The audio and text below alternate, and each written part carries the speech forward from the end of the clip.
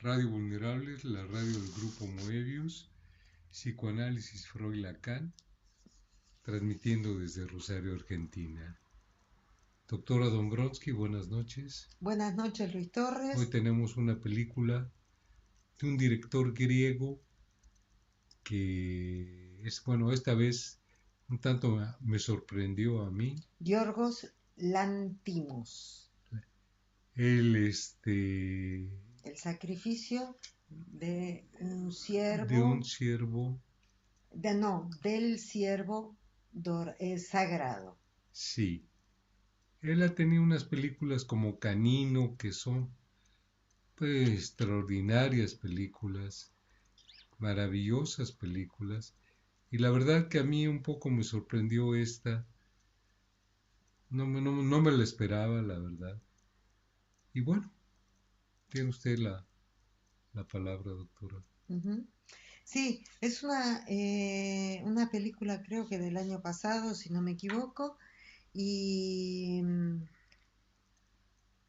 tienen premios muy importantes de Cannes, de Venecia. La Palma, ¿de dónde es? Es La de... Palma creo que es de Venecia, ¿no? No, de Venecia es el León. La Palma es de Cannes. Ah, Eh, Mejor guión y mejor actriz. En este caso es esta chica X. Nicole Kidman.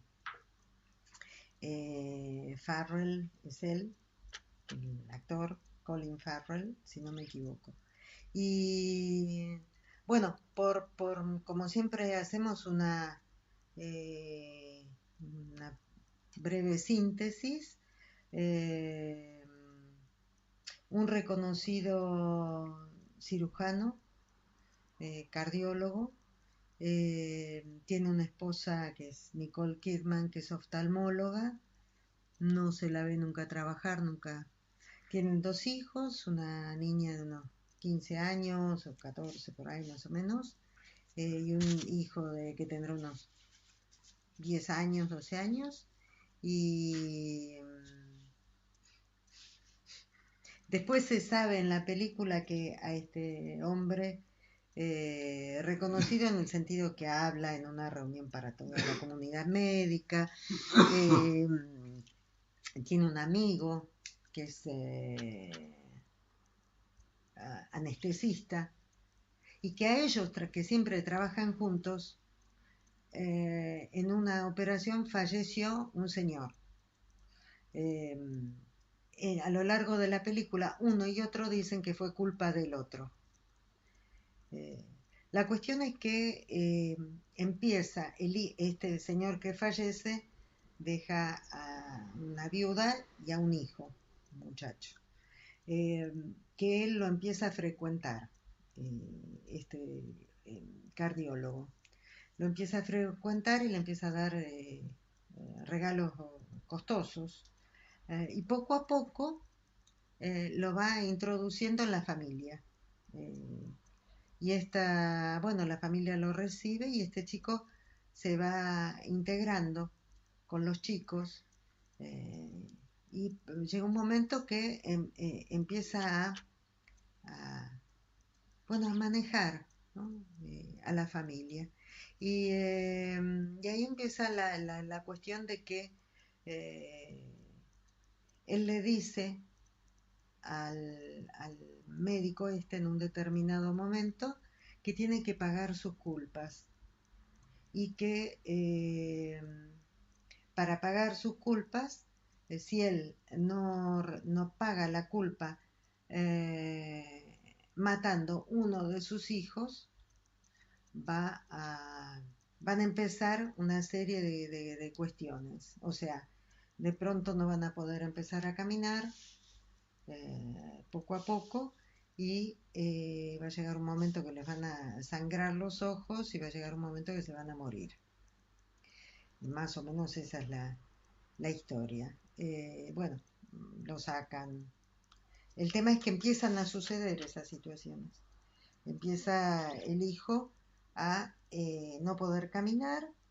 Después, bueno, esta cuestión que le sangra los ojos y se va dando.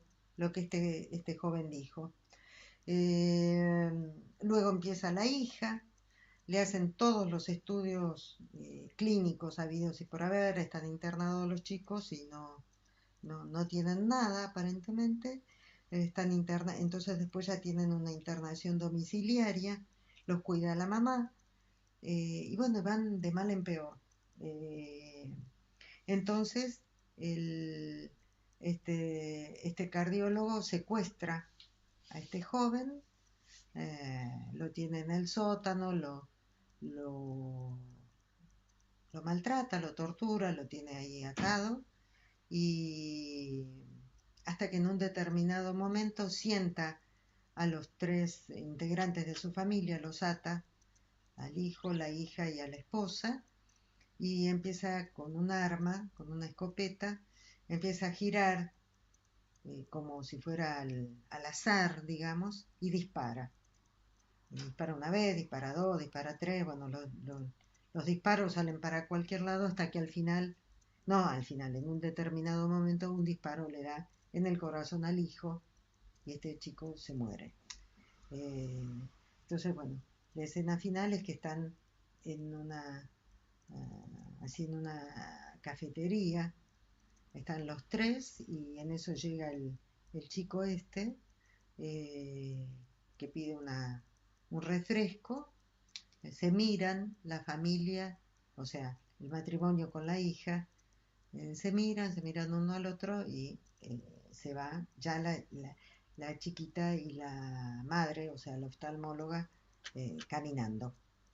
Eh, Esa es la historia, digamos, ¿no? Una historia eh, la película es atrapante, o sea, uno va,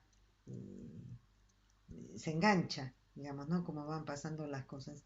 No es una película atrapante en el sentido como pudo haber sido, por ejemplo, Renacido. ¿Se acuerda esa que nos dio mucho para hablar? O la otra, El Lobo de New York, ¿no? O sea, películas que uno se engancha con la trama y después son muy ricas realmente como para poderlas trabajar, que ya ni me acuerdo bien qué era lo que dijimos, pero bueno, me acuerdo que eran muy interesantes. Ah, sí, me acuerdo de Renacido, ¿no? Eh, Esta es atrapante, así, pero no es... eh, es como medio siniestra, ¿no? O sea, la casa es como parece eh, así como un castillo embrujado, ¿no? Una cosa así como tomada por espíritus o algo así raro, ¿no? Eh, entonces, bueno, ese es el recorrido. Si uno investiga un poco las críticas de...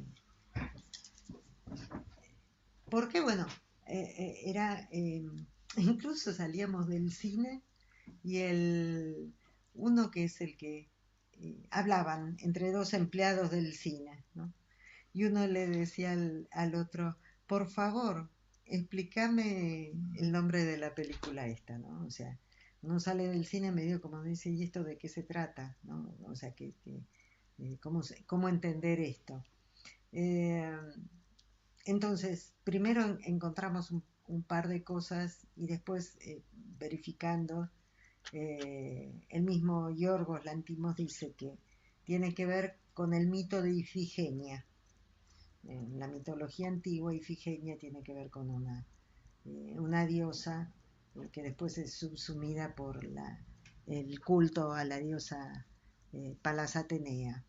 Es toda una historia. Bueno, el tema es que hay uno de estos dioses de la mitología que comete ciertos errores y en un determinado momento se le iba navegando, eh, se le bloquean las naves y no tiene viento, no puede seguir adelante hasta que le dicen que tiene que matar, tiene a su hija Ifigenia, que de esa forma para pagar la culpa por lo que no, no viene al caso, tampoco lo tengo presente, cuál fue el error que había cometido. Entonces él entrega a su hija y bueno, muere Ifigenia, entonces así él obtiene los vientos como para poder llegar a la campaña o lo que tenía que llegar a realizar. Este es lo que está dando vueltas, digamos, en IMDb, eh, estos portales, ¿no? Donde hacen el comentario de la película. Nosotros, sin haber empezado, sin habernos referido en un primer momento a eso, encontrábamos que de qué se trata, ¿no? O sea, qué podemos encontrar. Y la primera lectura, ya desde el psicoanálisis que nosotros podemos pensar, es esta cuestión del padre, ¿no? O sea, podríamos llegar a pensar en un padre actual, o sea, un padre totalmente devaluado, un padre que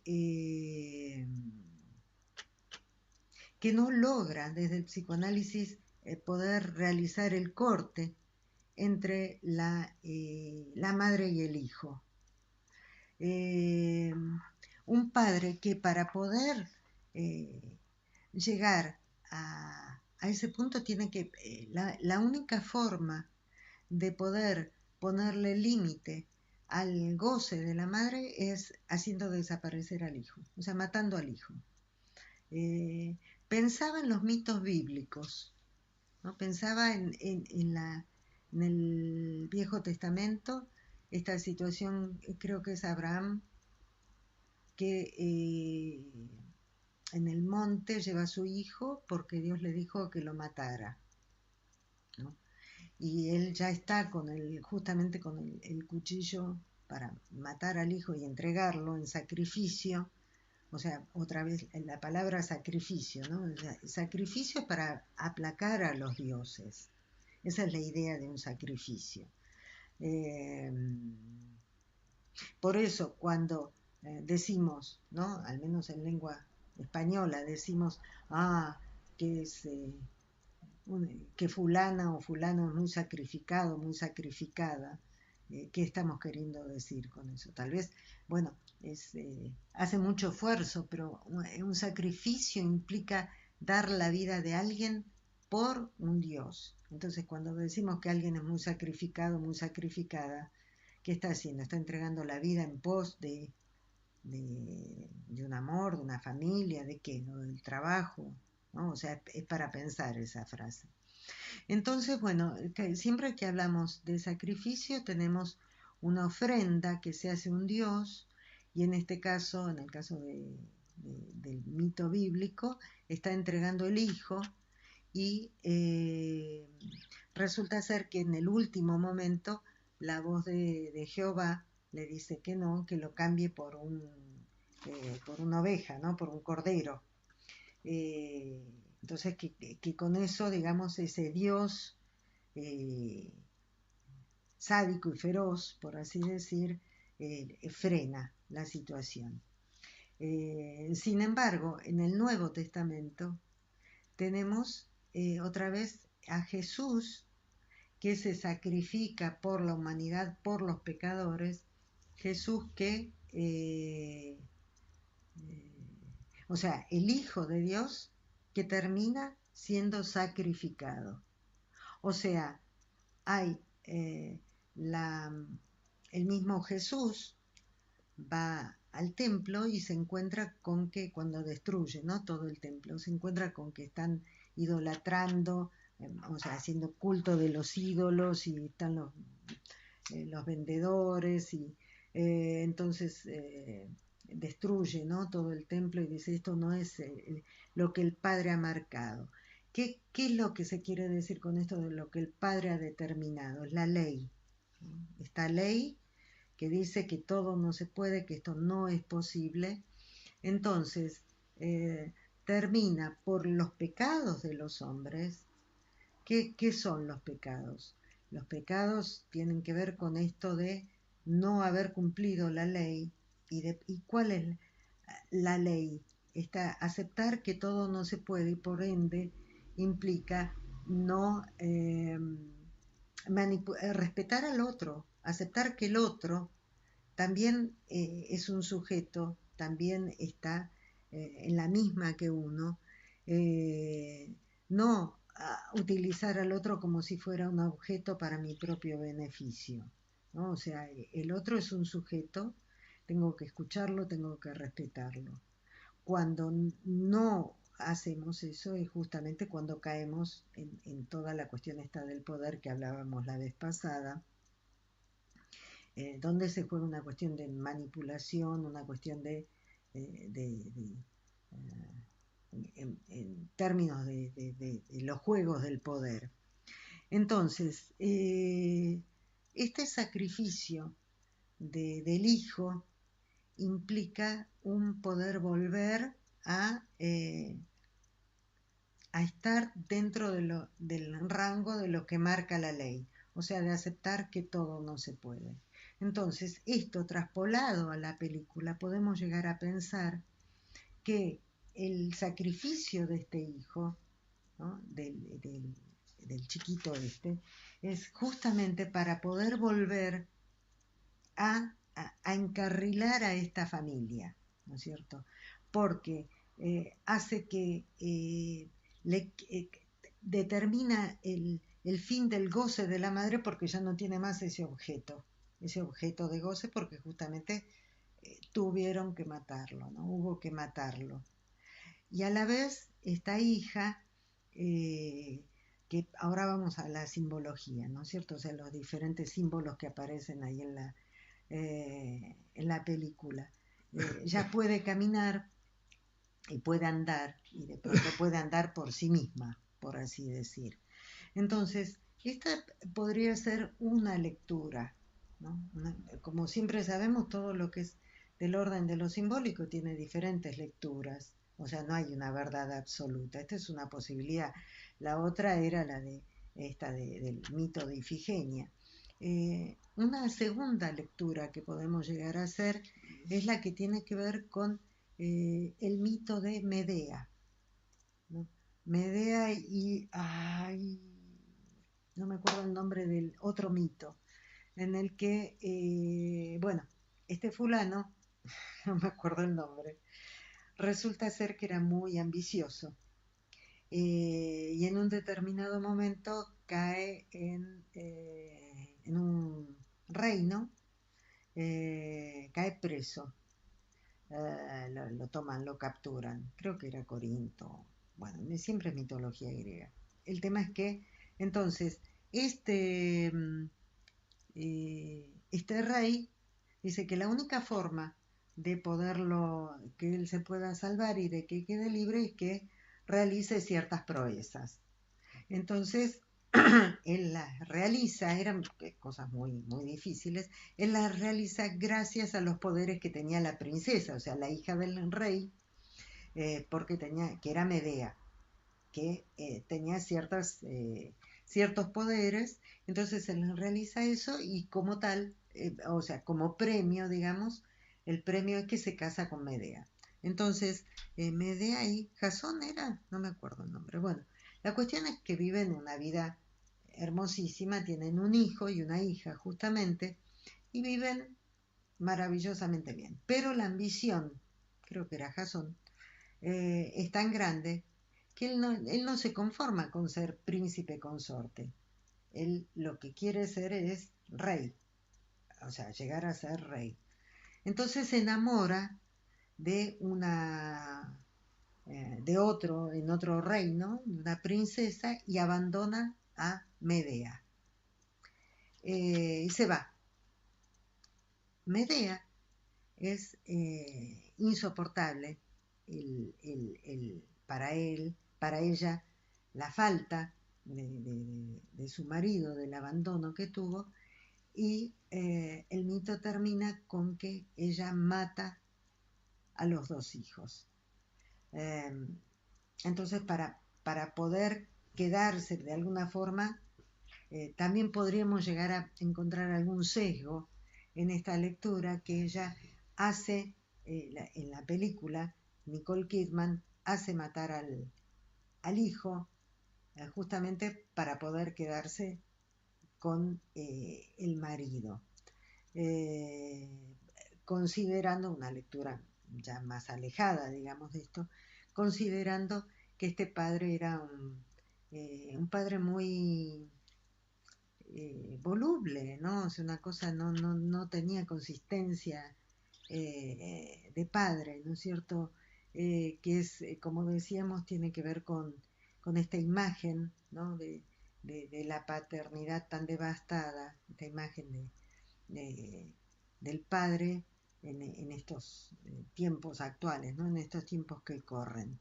Eh, un padre que no. Sí, era un buen cardiólogo, si bien parece ser que bebía, algo que estaba medio eh, tapado, digamos, que no se veía ahí, que incluso la muerte del padre de este joven había sido producto de que no estaba muy claro ese día de la operación. Eh, Esto con respecto al padre. Hay cierta simbología, decía que eh, los chicos no pueden caminar, ¿no?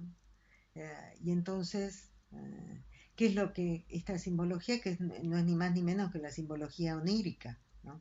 ¿Qué es esto no poder caminar? Implica estar atrapado, implica un estar enganchado, un estar atrapado, y generalmente tiene que ver con este otro primigenio, y generalmente tiene que ver con esta madre, la imago materna, digamos, ¿no? Que uno lo atrapa y no puede salir, no puede salir del agujero, eh, como aquella canción tan en esta serie Sin tetas no hay paraíso, que la canción de presentación de la versión colombiana era agujero, quiero salir de este agujero, ¿no? Entonces hacíamos toda la lectura, que el comentario está en la página, esta lectura que el agujero que era, ¿no? Poder salir de este agujero materno, de esto que la atrapaba. Entonces, tan es así lo que estamos diciendo que fíjese que la chiquita se arrastra y la buscan, incluso se escapa de la casa donde estaban, porque ellos estaban internados en la propia casa, digamos. Se arrastra y la encuentran cuadras a la redonda, o sea, recorren el marido y la esposa buscándola, y al fin y al cabo la encuentran a una buena distancia, digamos, de donde estaba, venía arrastrándose, todas las piernas lastimadas porque ella se arrastraba. Eh, del mismo modo, tenemos al hijo, que hay una conversación que en un determinado momento se da, que el chiquito tenía como un pelo más largo, ¿no? O sea, así como una melena, y el padre le dice, a ver, ¿cuándo te vas a cortar ese pelo? Y el chiquito le dice, no, que a mí me gusta, bueno, te lo tenés que cortar cuando están bien, digamos. Uh, e incluso el chiquito decía que quería ser oftalmólogo como la mamá, eso en los primeros tiempos. Y cuando está así, que no puede caminar, él se arrastra, busca una tijera y se corta el pelo, y va hasta el padre y le dice si le gusta cómo se cortó el pelo. Y que incluso no quiere ser oftalmólogo, sino que quiere ser cardiólogo como él. O sea, lo que le está pidiendo, ¿qué es esto del corte, de cortarse el pelo? Eh, es justamente el corte, ¿no? O sea, cortarse el pelo como, eh, ¿cómo se llamaba el forzudo este de la Biblia? Eh, Sansón. Se corta el pelo, y que cortar el pelo siempre desde el psicoanálisis implica la castración, o sea que el hijo está buscando eso, está buscando el corte, está buscando la castración. Por eso estamos hablando hacemos esta lectura de esta función del padre, que es muy fallida, porque también tenemos que la cuestión de los ojos, arrancarse los ojos como Edipo, implica la castración. Eh, Recordaba a Kevin, ¿no? Que, ¿cómo se llamaba esta película? Hablemos de Kevin. Hablemos de Kevin, cuando él le dispara en los ojos a la hermana, ¿no?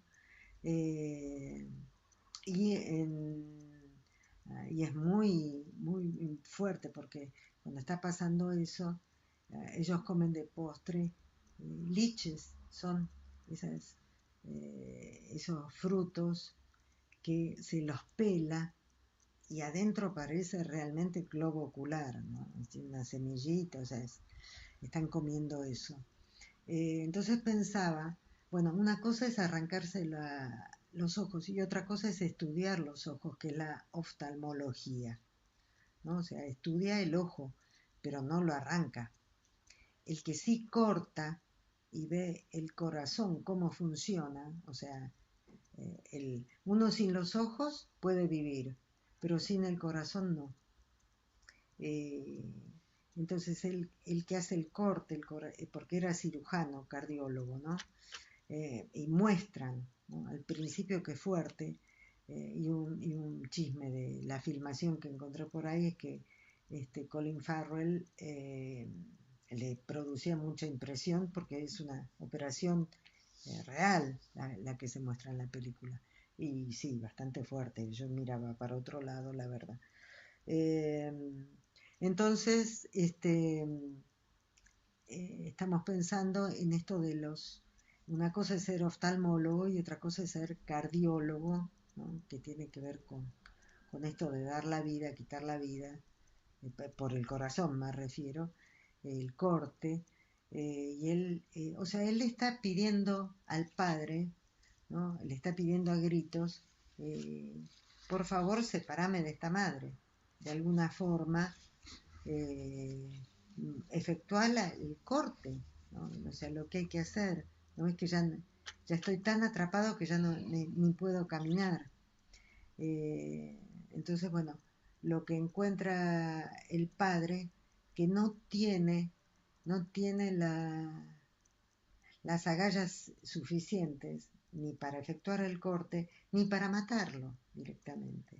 O sea, busca el azar, ¿no? Busca esa cosa azarosa porque lo que él está haciendo es como una ruleta rusa. O sea, yo me suicido, sí, cae la bala en el agujerito donde está el percutor, ¿no? ¿Percutor se llama eso? Creo que sí. Bueno, y él está jugando como si fuera una ruleta rusa. O sea, ni siquiera tienen los huevos suficientes como para poder realizar su función. Por eso digo que es un padre muy devastado, ¿no?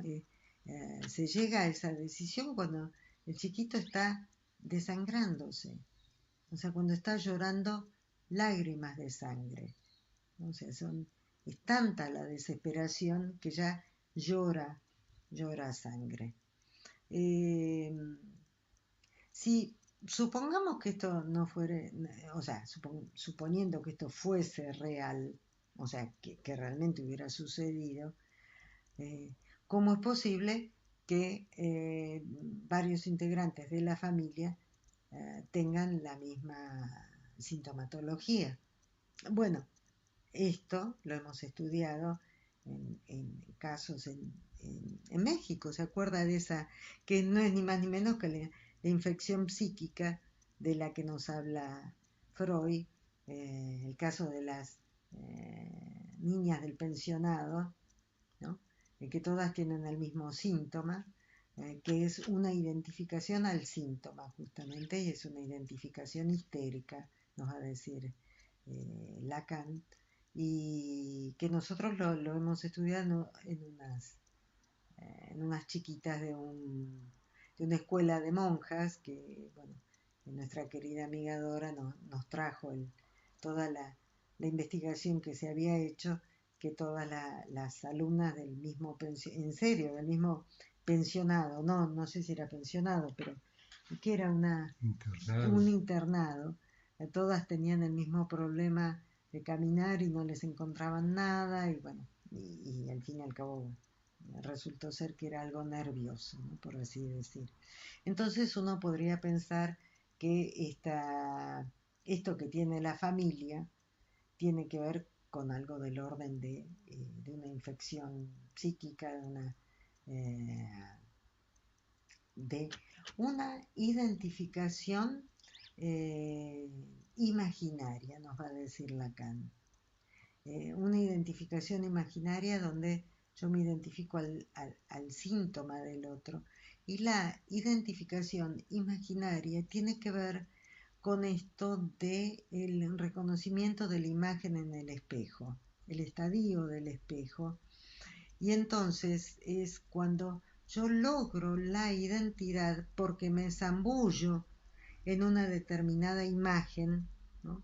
Que es la que me muestra mi madre y que es la que me va a dar una cobertura, por así decir, una ensambladura, una máscara, donde me voy a reconocer y es cuando adviene el yo imaginario, ¿no? O sea que me da una cierta unicidad hay un párrafo muy interesante de Ritvo que estoy leyendo en el último libro que habla de la diferencia entre la identificación simbólica y la...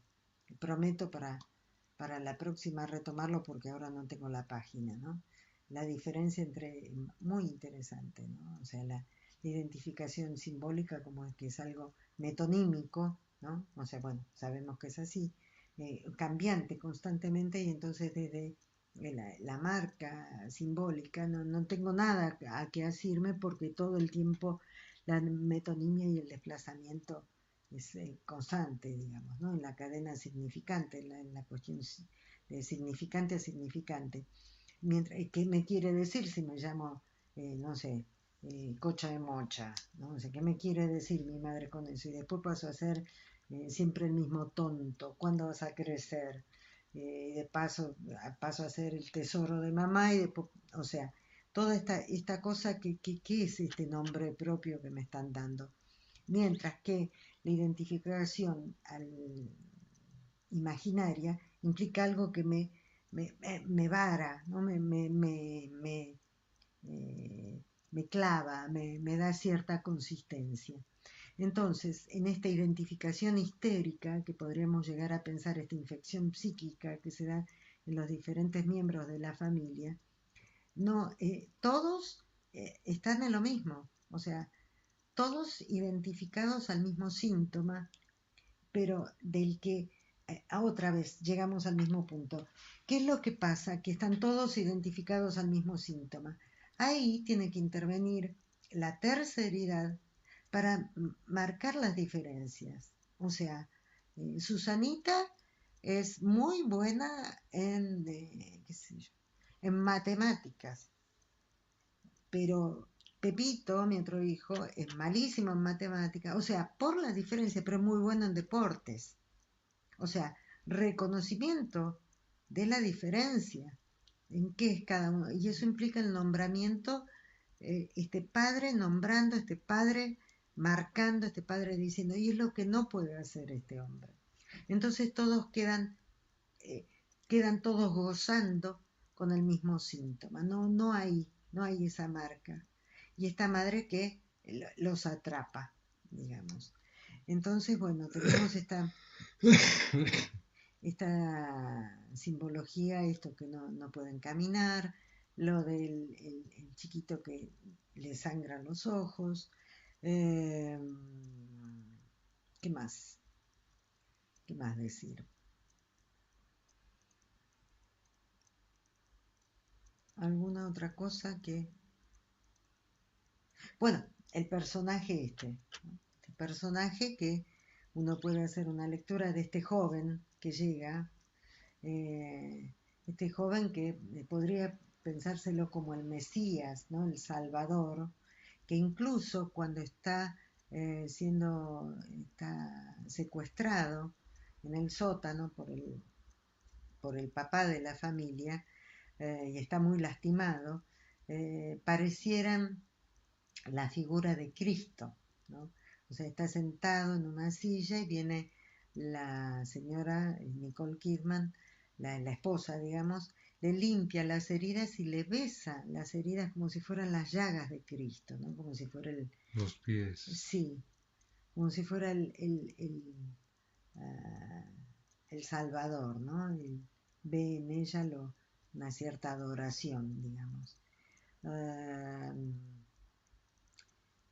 que pensar, si fuera desde una lectura, desde la realidad, digamos, bueno, podríamos pensar que eh, que tiene un desorden, una locura importante, que se asume como un delirio así místico, importante podría ser este personaje eh, que es utilizado allí, ¿no? Um, Hay una escena en la que el chico este está comiendo unos espaguetis, ¿no? Unos fideos, unos tallarines, dijésemos acá, eh, que él cuenta su desesperación por ser como su propio padre, que él comía los fideos igual que el papá, ¿no? Y se ve cómo los enrosca, cómo los come. Sin embargo, dice que cuando se dio cuenta que todo el mundo comía los fideos de esa forma, es como que a él eh, de alguna forma se le destruyó esta imagen paterna, ¿no? Entonces ahí tal vez podemos llegar a encontrar eh, este padre que no llegó a cumplir tampoco con él la función esta de separación, entonces es lo que lo lleva a él a tener ese delirio místico, ¿no? Mm, ¿Qué más podemos decir de la película? ¿Alguna otra escena? ¿Algún...?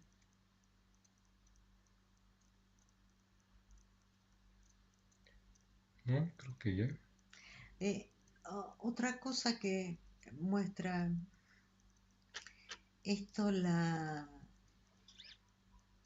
esta escala de valores tan pobre, tan egoísta, tan egocéntrica, que es todo una mostración, ¿no? Es toda una ficción. Están como en un escenario.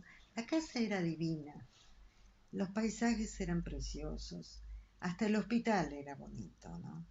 Eh, Todo perfecto. Y cuando se desacomoda, ¿no? Todos esos escenarios por la llegada, por esta situación de la sintomatología de los chicos, ahí es cuando empiezan a mostrar la cara, realmente quiénes son. Entonces, él le había ocultado a ella, o sea, el matrimonio, ¿no? Tal y cual cosa. Ella le había ocultado a él tal otra. No se habían dicho todo, se ocultaban las cosas, ¿no? ¿Por qué no me lo dijiste? ¿Por qué hiciste esto? ¿Cómo fue? Eh, y La cuando, infidelidad. sí, eh, incluso ella, ¿no? No sé si se refiere a eso. Ella va y le pide al gran amigo de él, eran grandes amigos, incluso compartían la comida los fines de semana, ¿no? Eh, entonces cuando ella va al anestesista a decirle, por favor, yo quiero tener la historia clínica del papá de este jovencito que falleció, él le dice, bueno, yo te la puedo dar a leer, creo que le dice algo así, pero esto, ¿cómo me lo vas a pagar? Y entonces ella le dice, haciéndote lo mismo que cuando fuimos a comer el asado a tu casa. Y uno dice que habrá sido. Entonces después los muestran que ella lo está masturbando en el auto, ¿no? O sea, en la casa donde fueron a comer, ellos tuvieron un tipo de relación sexual, y ahora ella hace lo mismo, ¿no? O sea, una cosa muy podrida, ¿no? Y muy de muy de la figuración, la mostración, eh, o sea, eso también un poco es lo que hace la película, ¿no? Mostrarnos la cómo está venida abajo, cómo se dice una determinada clase social, ¿no? Eh, por otro lado, la chiquita cantaba, ¿no? Estaba en el coro, en un coro y tenía una voz muy bonita, muy linda. Eh, Cantaba en esa, en ese coro. O sea, en un coro todos tienen que ir, ¿no? Todos juntos tienen que ir cantando, salvo partes o solistas que el director, ¿no? Marque o la partitura marque, nadie sobresale. Estamos todos en el coro. El único que la hizo cantar a solas fue este joven, cuando los chicos salen a caminar, ella y él, ella se enamora muchísimo. ¿Por qué se enamora tanto de él? Porque justamente él lo que hacía era reconocerla, ¿no? Reconocerla por la diferencia.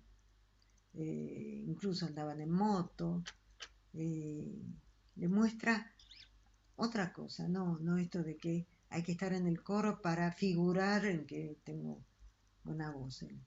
Y ella sí realmente tenía buena voz y podría haber cantado eh, a solas, ¿no? Es más, hay una escena en la que ella está cantando y está apoyada contra un árbol, porque ellos salieron a caminar. La cámara se va alejando y es como una imagen, ¿no? De una virgen, ¿no? Eh, como si fuera en un... Parece como si fuera estas imágenes de las Madonas, ¿no? Medievales o las del 480, o bien es una cruz, o bien es ¿cómo se llama? Un retablo, o el barroco, ¿no? Como acá en México. eh, y entonces parece ser la Virgen, ¿no? Y ella está cantando con una voz muy así, muy sublime. Eh, entonces, bueno, ese es eh, creo que hemos tocado diferentes, eh, sí, no sé si queda algo por ahí, pero bueno, eh, vamos dejando acá y en la próxima seguiremos viendo otros temas que usted tiene ahí. Así es, doctora, buenas noches. Buenas noches y nos vemos la próxima. Así es.